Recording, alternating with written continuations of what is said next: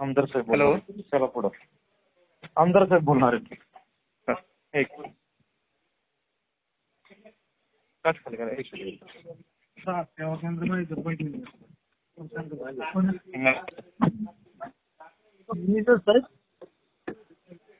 Manager साहेब आवाज येतो आपल्याला?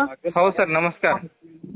मी राव तुमचं काम ऐकत नाही, मग माझ्या पद्धतीनं तुमच्या ऑफिसला बँकेत यावं लागेल मला.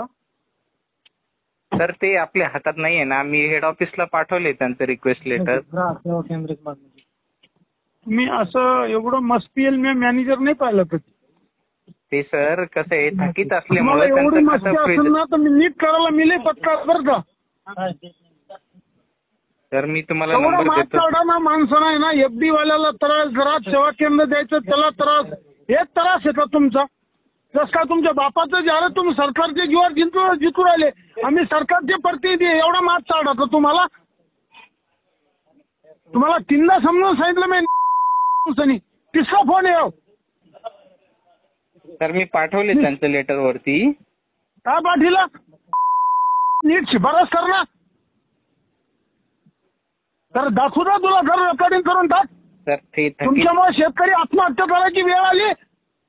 थकीतवाल्यांचं कसं आहे, ते हेड ऑफिसहून लॉक होत असतं सर, तिथून निघत असतं. मी त्यांचा अर्ज फॉरवर्ड केलेला आहे.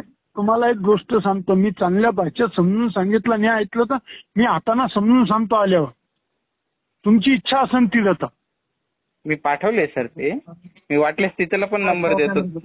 मी नंबर देतो तिथला माझ्या ऑफिसचा. तर रोहित धुळे म्हणून आहे, तर दरात सेवा केंद्र पाहिजे, ते करून द्या तिथं.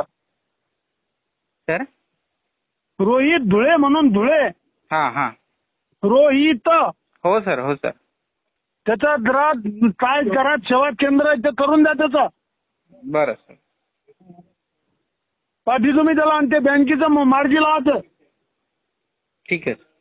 सोशल मीडियाच्या भाऊ गर्दीत विश्वासार्हतेने चकाकणारे नाव म्हणजे लेट्सअप मराठी. सगळ्यांना, सगळ्या नागरिकांना ती स्पीच, ती लेट्सअप वरील मुलाखती म्हणजे विचारांचा खजिना. बातम्या केवळ वस्तुस्थिती सांगणाऱ्या, न प्रोपगंडा, फक्त जनतेचा अजेंडा. क्योंकि आने वाला कल जाने वाला है, जाने वाला कल आने वाला है. राजकारण, मनोरंजन असो की क्रीडा क्षेत्र, महाराष्ट्राची स्पंदने संवेदनशीलतेने टिपणारे माध्यम म्हणजे लेट्सअप मराठी. जगासोबत एक पाऊल पुढे राहण्यासाठी लेट्सअपचे ॲप, सोशल मीडिया आणि वेबसाईट सोबत कनेक्टेड रहा.